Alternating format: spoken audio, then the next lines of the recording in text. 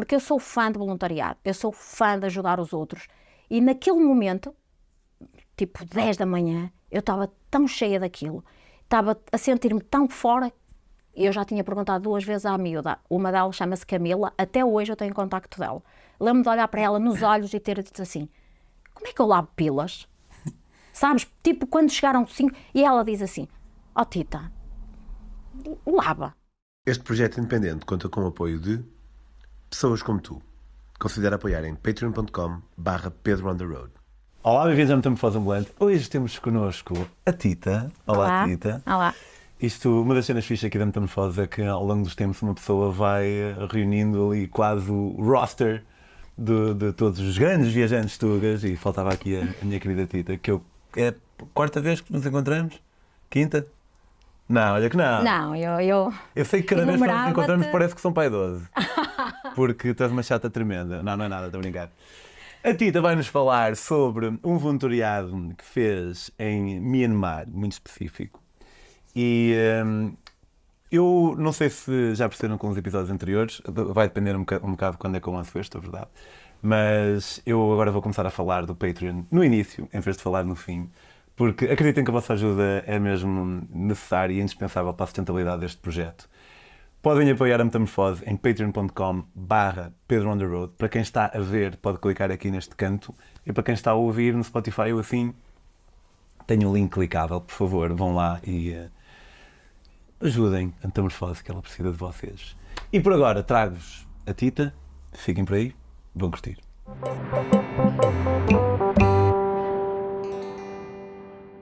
Olá, Tita, muito gosto de ter-te aqui finalmente. Tu vais-nos falar. Sabes que eu nunca fui a Myanmar, durante algum tempo era assim uma espécie do meu país de sonho. Hoje em dia, por acaso, acho que ficou um bocado relegado. Não sei se toda a gente que vai lá diz que é altamente, mas se calhar hoje em dia talvez sonho mais com o Japão. Não sei que não tem nada a ver. Mas o que é que te fez ir para o Myanmar? Já foste a contar e fazer voluntariado? Ou... Olha, incrível. Primeiro, obrigada por me teres convidado.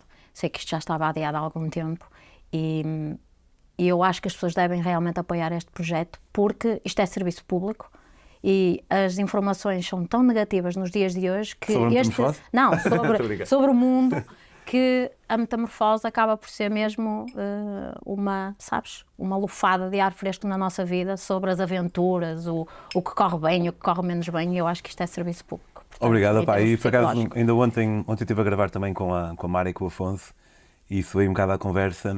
Tipo, aqui e ali, bastantes vezes, eu dizer, recebo mensagens de alguém que se inspirou através de um convidado qualquer e foi fazer aquela viagem que andava a adiar isso porque mesmo. tinha medo ou assim. E isso deixa-me feliz de saber. Todos nós queremos ter um impacto positivo nas coisitas da vida, não é? E a Metamorfose realmente já...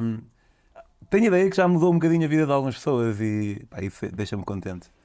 E agora, pegando nessa tua frase, que é muito bonita, de todos nós queremos ter um impacto positivo na vida dos outros, que eu penso mesmo que será esse o meu propósito, não sei porquê, mas eu acho que tenho mesmo esse propósito de vida. O Myanmar era um sonho porque teve tanto tempo fechado, não é? Porque o Myanmar foi um país que teve anos e anos e anos em regime militar. E eu, quando ouvi dizer que o Myanmar era livre e que nós poderíamos visitar, eu imaginava aquelas pagodas todas, o bagan, os balões, e eu pensava assim, eu tenho que ir aqui. Eu vou muito aos sítios, sabes, antes de estar lá. Okay. Eu vou muitas vezes aos sítios em pensamento, em imaginação, e o Myanmar era um desses sítios. Portanto, eu sei que tu agora disseste uma comparação mal feita com o Japão, mas eu ainda não senti isso relativamente ao Japão. Não tenho aquela curiosidade. Com Cuba tinha, com o Myanmar tinha, com a Índia tinha muito isto, e todos eles têm corrido muito bem. Portanto, a minha intuição está certa. Para mim o Japão é porque eu imagino que seja muito diferente. A cultura, estás a ver? Sim. Acho que deve ser o pessoal mais... Tenho ideia que é o pessoal mais tímido do mundo, não sei porquê. Tímido? Sim. Sério? Tenho ideia que o pessoal é mesmo muito, muito distante. E então isso atrai-me. Se calhar o que fez com que Myanmar tenha descido um bocadinho na minha prioridade foi por, entretanto, ter ido a outros países da Ásia. Sim. E então, hoje em dia, se calhar, talvez já não fosse tão diferente assim do que outros sítios que eu já visitei. Compreendo. Porque quando o Myanmar era o meu país de sonho, eu nunca tinha ido ao Laos, nunca tinha ido à Tailândia, nunca tinha ido ao Camboja, nunca tinha ido a nenhum desses sítios, então seria Então sim. mais novo para mim. Pá, no entanto, não duvido que seja altamente na mesma. Ao mesmo tempo, também sei que tenho a ideia que há sítios em que é proibido ir. Sim, O pessoal- algumas zonas fronteiriças, porque o Myanmar faz fronteira com países não é, complicados, a China, o Bangladesh, não é? O Myanmar faz o Laos Índia, e o Camboja, Tailândia. Índia, e então há zonas, e por causa dos refugiados, não é? Do povo, há ali alguns conflitos e eu fui bem avisada que eu lá para cima não poderia muito ir. No entanto, eu andei muito tempo a explorar o Myanmar, cerca de 3 semanas, e depois, de uma forma autónoma, eu já me tinha inscrito num centro de meditação que ficava perto de Yangon, ou seja, eu andei Da capital. eu andei pelo Myanmar todo e depois voltei a Yangon para entrar nesse centro, No voluntariado. no voluntariado, que eu já me tinha inscrito, mas que na verdade aquilo de inscrição tinha pouco, era quer vir, então venha. Quando chegar, há de haver aqui alguém que a faz assinar um livro sobre a sua entrada e há de haver alguém que no dia que decida sair, que registre no livro. Ou seja, aquilo é assim uma coisa muito, muito leve. Ok. Como eu acho que o voluntariado devia ser. Não pagas nada, eu não queria, eu já tinha gasto muito dinheiro no voo, nas estadias, nas outras estadias, que normalmente são sempre hostéis, e então eu queria alguma coisa que fosse mesmo leve e barata. Tu não pagas alimentação, não pagas estadia, e, Pronto, é um voluntariado como deve ser. e é não um voluntariado como deve ser. Porque muitas vezes, como eu acredito. muitas vezes o pessoal paga para trabalhar, que é curioso. E se alguém estiver interessado em fazer voluntariado e meter voluntariado no Google, se calhar as primeiras 25 ofertas que vão aparecer, uma pessoa realmente paga para trabalhar. Isso não faz muito sentido. O mais indicado, diria eu, é por nós contactarmos mesmo alguém diretamente, em vez de ir através de agências ou assim. Não sei se foi por aí que tu chegaste lá. Sim, neste caso foi. Eu fui perguntando e fui enviando alguns e-mails. Embora isso que tu estás a dizer, depois há outras questões, por questões de seguridade e pessoal cada vez mais novo, e eu acho que às vezes ir por instituições acho que também torna as coisas mais seguras e mais direcional. Se não pagares, logicamente, mas pronto.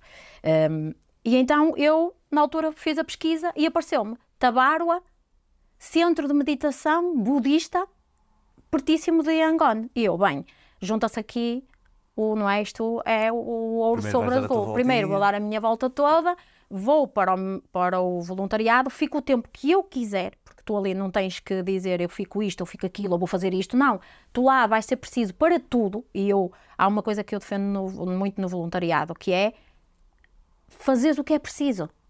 As pessoas precisam de ti. Para que hoje? Para isto, eu vou já dizer o que é que eu fiz de tudo. E era isso que eu queria fazer. E depois continuo a minha viagem para a Malásia. Apanho um voo e vou para a Malásia. Então, antes de chegares a voluntariado, fala-nos assim um bocadinho como é feita a viagem a Myanmar, o que é que viste? Olha, Myanmar, eu fui 5 dias para Singapura. Depois de Singapura, apanhei um voo para Yangon. Comecei a subir o Myanmar todo.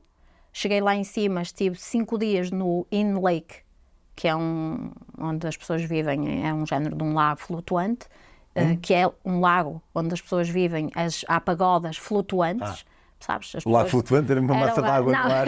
É uma pagoda, as pagodas são flutuantes, final, existem mercados flutuantes, como já há, não é? Tu vais à Tailândia, em Bangkok tens mercados flutuantes, mas ali só vão as pessoas de lá, não há turismo a ir ao mercado.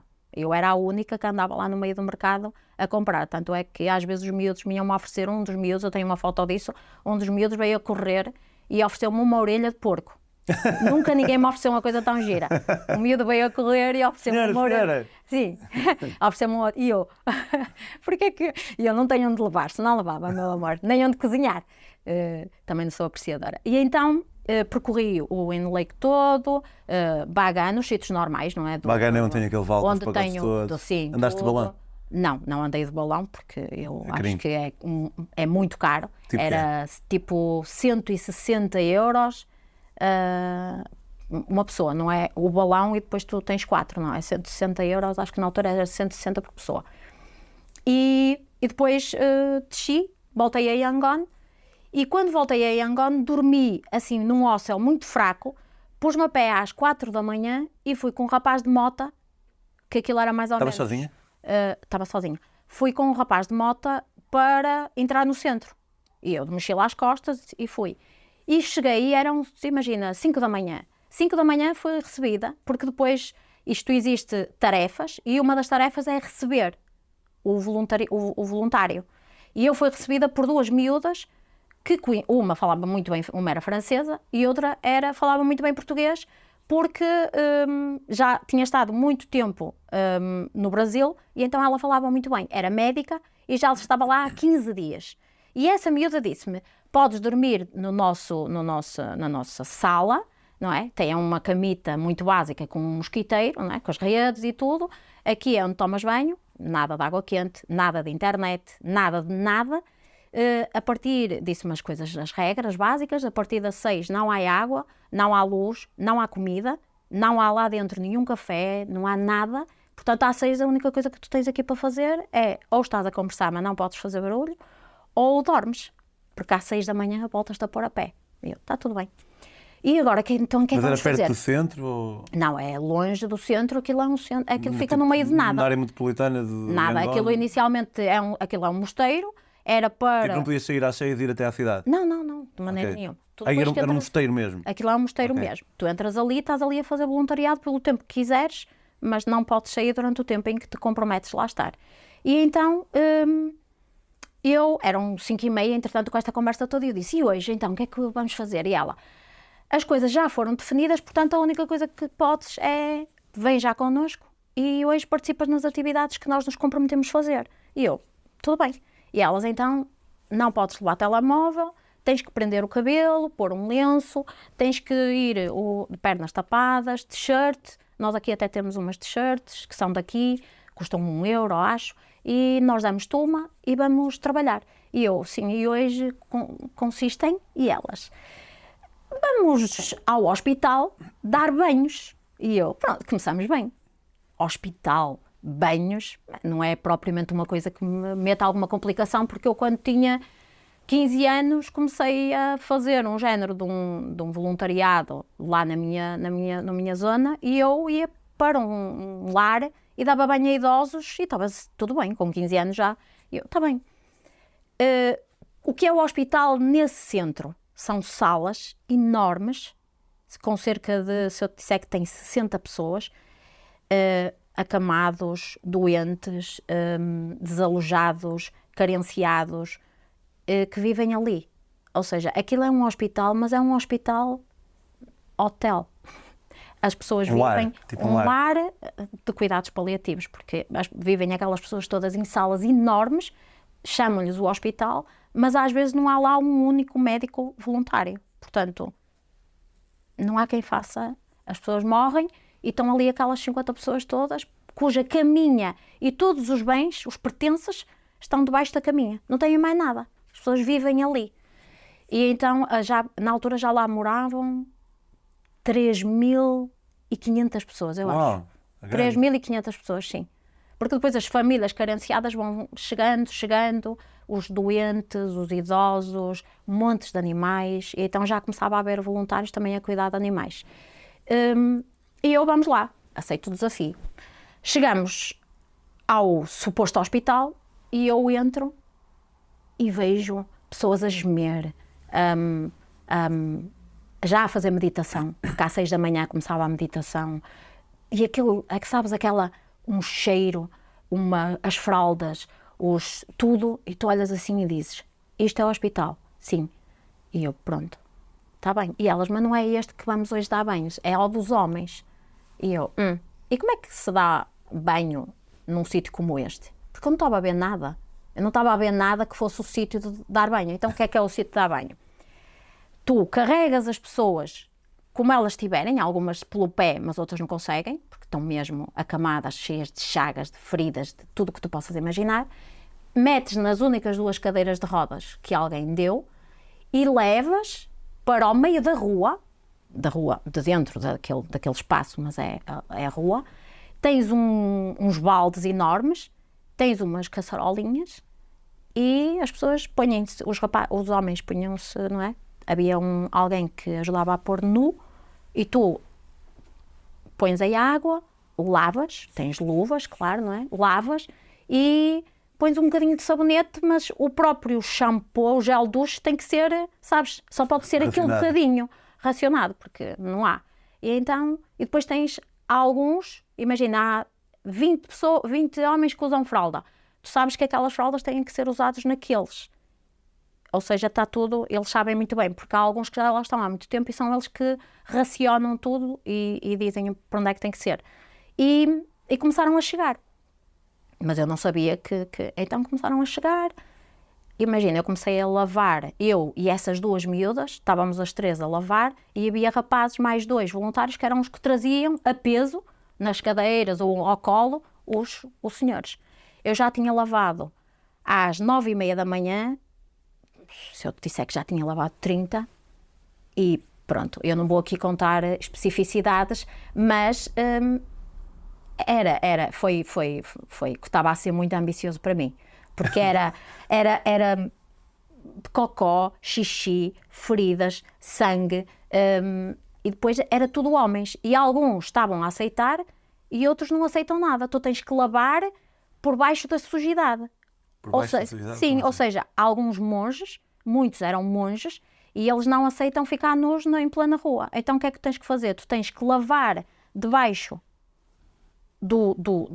da roupa, do traje deles, e só depois de estarem lavados é que tu tens que fazer um esforço enorme por alguém estar a segurar um outro pano e estamos a trocar o traje, percebes? Quando eles não se quiseram pôr nu. Ou seja, era lavar, obedecer à tradição, respeitar aquela identidade, aquela vergonha, e alguns estavam a aceitar e outros estavam, sabes, como se eu estivesse a invadir, e estava, mas aqui literalmente, o espaço deles. Mas eles preferiam, era por seres mulher ou era por seres outra pessoa? Que eles não, era só por ser, mas era neste caso muito mais por ser mulher. Porque, não é? Eu penso que para um monge, porque eu sentia menos isso nos outros homens e nos outros rapazes mais novos. Eu senti isso mais nos monges, principalmente nos monges mais velhos. A maior parte deles não se quis pôr nu. E depois as fraldas. O que é o sítio onde eles estão sentados, Pedro? É uma cadeira básica, em que eles tiram a parte de cima da cadeira e põem uma tampa de sanita apoiada. Ou seja, como é que tu consegues lavar o rabo deles? Que alguns não têm mobilidade nenhuma. Tu tens que, como aquilo é uma tampa de uma sanita, tu baixas-te e metes a mão por baixo e estás a lavar o rabo. Pois. Percebes? É assim uma coisa mesmo... É muito forte quando tu pensas que vais fazer um voluntariado. E a piroca também, não é? Tudo. Por isso é que, não é? É aquela situação de que... Lavaste muita piroca? Muitas. E nunca ninguém me tinha ensinado a lavar. Eu não tenho filhos, não é? Não é? Nós normalmente não andamos por aí a lavar. Portanto, foi Não é uma cena que... Eu também nunca lavei pirocas de outras pessoas. Quer dizer, tudo não é. Não é? Sim, mas é o que eu estou a dizer. Não tenho filhos. Portanto, esta questão de como é que se lava, por onde é que se começa? Será que faz mal pôr o gel douche logo ali? Mas como é que se lava? Percebes? E eu lembro-me perfeitamente, eu fecho os olhos hoje e lembro-me dos cheiros, sabes, do calor que estava, da minha... Era diários? Não. Aquilo depois tem regras. No dia seguinte, eu vou-te já contar como, no dia seguinte eu já fui dar banho às mulheres. Depois eu já escolhi outras tarefas, nunca mais repeti esta, não é? Embora eu tivesse ficado perita, mas nunca mais lavei. E então eu lembro perfeitamente, agora, nos dias de hoje, de fechar os olhos, lembro-me do calor, sabes? Aquele calor, de me estar a sentir pouco confortável. E pensaste, questionaste a tua estadia ali? Muito. Por isso é que eu conto sempre este episódio, porquê? Porque eu sou fã de voluntariado, eu sou fã de ajudar os outros. E naquele momento, tipo 10 da manhã, eu estava tão cheia daquilo, estava a sentir-me tão fora. Eu já tinha perguntado 2 vezes à miúda, uma delas chama-se Camila, até hoje eu tenho contacto dela. Lembro-me de olhar para ela nos olhos e ter dito assim, como é que eu lavo pilas? Sabes, tipo quando chegaram 5, e ela diz assim, Tita, lava mais ou menos, como sentires. Eu, não digas como sentires. Eles eram circuncidados? Eu pergunto isto porque, se não forem, se calhar tem que puxar a pelezita para trás. Exatamente. É um sítio que pode acumular É isso mesmo. Foi uma das coisas que ela... 10 dias seguidos. Foi uma das coisas que elas me diziam, que é, tens mesmo que puxar, porque é onde acumula mais xixi, mais... E eu... Tem um técnico em nhanha. Lembro perfeitamente de ter fechado os olhos e eu, vamos lá, com toda a força. A verdade é que terminei por cerca do meio-dia, não me apetecia almoçar. Também não há muito que almoçar, mas não me apetecia. Lembro-me que à tarde fui fazer um género de uma chama-se pagoda party, em que nós pegamos em alguns que ainda vão tendo alguma capacidade de andar, ou com a bengala, ou assim, e levamos para um sítio muito, muito bonito, junto a uma pagoda, muito douradinha, sabes? E eles meditam, porque a parte bonita disto é que a meditação lá foi o meu grande despertar para a meditação, o mindfulness. A meditação é vista como uma cura, sabes? Já que nós não temos remédios, medicação, já que não temos médicos, já que não temos condições, meditamos e agradecemos ao universo, pelo menos por estarmos aqui. E a meditação é uma cura, sabes? E é giro pensar desta forma. Eu acho que pode ter alguns poderes, mesmo literais, de cura. Tem mesmo. Usado ao mesmo tempo que as terapias normais e convencionais, ou seja, não em vez de... Não em vez de, exatamente. Mas se a outra não existe, é melhor... Ou se é muito reduzida. É melhor que nada. Então vamos fazer valer esta que é custo zero. E que aumenta, sabes, aquela sensação de gratidão e de está tudo bem. Mas mesmo esses velhotes também meditavam muito. Toda a gente medita ali. Toda a gente ali meditava. Toda. Há horas para toda a gente. Há os voluntários fixos e os voluntários estrangeiros, que somos nós, e toda a gente medita. Eu, a partir desse dia, comecei a meditar. O porquê que eu conto isto? Porque, embora eu saia muitas vezes da minha zona de conforto, gosto muito de voluntariado e de ajudar os outros, eu questionei-me nessa noite e me lembro perfeitamente de ter chorado e de pensar assim, acho que não gosto deste voluntariado. Queria mais fixe. Acho que queria assim uma coisa mais fixe.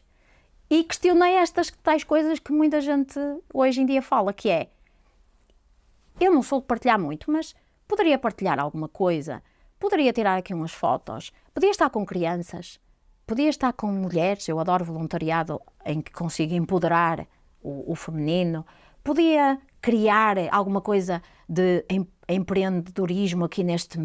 Mas eu aqui não estou a conseguir fazer nada disso. Claro, porque eu ainda não tinha dado tempo de perceber o que era aquele centro. E então, nessa noite, às 7, os voluntários reúnem-se todos numa sala sempre. Tem um quadro enorme, uma das paredes é uma lousa, e eles escrevem os compromissos para o dia seguinte. E nessa noite, eu pude escolher o que fazer no dia seguinte. Sabes? E eu pensei assim, eu vou escolher e eu acho que amanhã vai ser diferente. E então o que é que tu podes fazer? Podes dar banho depois às mulheres, podes cuidar de crianças, podes sarar feridas, podes fazer de género coisas muito tuas, que é, se tu fores de inglês, fazer umas mini aulas de inglês, se fores de francês, umas mini aulas, podes ensinar a fazer desenho, podes fazer trabalhos manuais. Havia lá uma parte que era muito dedicada à mobilidade, à fisioterapia, e estavam a tentar construir keep on moving, uma coisa qualquer para eles se mexerem. Estavam a construir um forno para fazerem pão, uns franceses. Há muita coisa para se fazer, então tu escolhes. E eu escolhi as duas coisas que já tinha lido, que era a Ronda das Almas, porque a única forma deles se sustentarem são os monges que vão todos de manhã, todas as manhãs, às 7 da manhã, a Yangon, recolher alimentos e dinheiro algum. Que são as pessoas, o engraçado é que na Ásia, isto não é, é certo e sabido, as pessoas que até têm menos recursos partilham tudo. Ou seja, tu andas pela cidade, nós tínhamos que andar descalços, em silêncio, levávamos a nossa taça e as pessoas põem, a nós e aos monges, põem alimentos e o que têm, tudo o que têm. Ou seja, eu vi pessoas que eu achei que tinham menos do que aqueles monges a partilhar a sua fruta, as bolachas. O Sol tem uma referência muito grande. Eu já vi, muito lá está, como eu já disse, eu não estive em Myanmar, mas já vi, especialmente no Laos. O Laos isso acontece muito. A Ronda das Almas até agora acho que estão um bocado, mesmo grandes filas, com de turistas no chão, já à espera que eles apareçam. Isso mesmo. Eu lembro-me de ver, estavam dois ladyboys que vinham de curtir ou de fazer a cena deles, e portanto malta que tem um estilo de vida não por ser ladyboy, porque pode ser ladyboy e ser altamente espiritual, mas eles vinham da noite e elas vinham da noite. E depois passam, já era de manhã, e passa um monge e elas estavam lá todas loucas. E passa um monge e tipo alta reverência, e, tipo, independentemente de quem sou, do estrato social e do que gostamos de fazer, ou seja o que for, o pessoal tem mesmo essa reverência para com eles. Eu achei isso muito interessante. E lá está, e depois por isso é que acabam por também dão dinheiro e tal, que permitam que eles... Sim, que eles ali não vivam. deram muito dinheiro, sabes? Deram muito mais Ou alimentos. comida, ou seja o que for, Sim. é. E então nós fazemos essa recolha, eu fiz 2 vezes, 2 das manhãs, eu pus o meu pé muito cedo e fui com eles descalças, estás a ver a rua, é uma questão de sorte, ou passas numa rua que tem cocó, que tenha gravilha, que tenha vidros, e é válido, ou então vais para uma zona como eu fui na segunda vez, que era muito mais alcatroada porque era mais no centro. E depois chegas ao centro e tens que fazer a distribuição de tudo o que te deram. E é com isso que tu tens que passar aquele dia. Se é muito, comes melhor. Se é menos, comes pior. Não tens, percebes? Não tens uma despensa que vai sendo acumulado. Não, normalmente é sempre o dia-a-dia. Portanto, eles precisam mesmo dessa ronda. E depois então, escolhi isso. Escolhi dar banho às senhoras, que foi provavelmente dos momentos mais bonitos que eu tive na minha vida em voluntariado. Que foi dar banho às senhoras. Que era as pessoas olharem para ti no final do banho, porque essas estão na mesma, em sítios, estão na mesma, as senhoras estão nuas, um bocadinho mais resguardado porque eles põem um género de cortinas, e as senhoras depois, nós no final, penteamos, pomos o que levamos, que eu nunca levo maquilhagem E aqui com nenhuma, menos resistência do que os homens. do que os homens, sim, muito menos resistência, embora lá estivessem na mesma rapazes a transportar e tudo com menos resistência. Tu, se tiveres alguma coisa de cremes ou assim, eles pedem para que tu, nesse momento, partilhes as tuas coisas com elas. E eu nunca levo nada, não é? Mas o básico, um creme, um batom de cieiro, e então tu penteias, cuidas, sabes, fazes como se estivesse a espalhar creme, que na verdade é tudo placebo, porque tu levas uma Nívea, mas só de fazeres aquele movimento, sabes, e de mostrares o espelho, as pessoas olham para o espelho e estão tão, sabes, limpinhas e arranjadinhas, que olham para ti e algumas delas disseram obrigada, nunca ninguém cuidou assim tão bem de mim, nunca te vou esquecer. E tu pensas, porra, está bem, está bom, já está cumprido. E então tudo aquilo que tu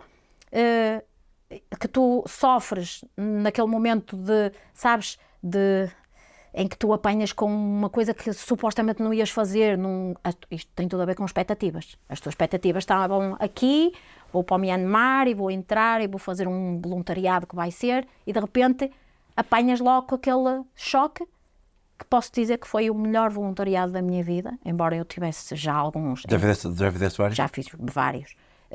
E com propósitos grandes. Mas este, como foi tão, sabes, tão diferente de tudo o que eu estava à espera, foi o verdadeiro voluntariado.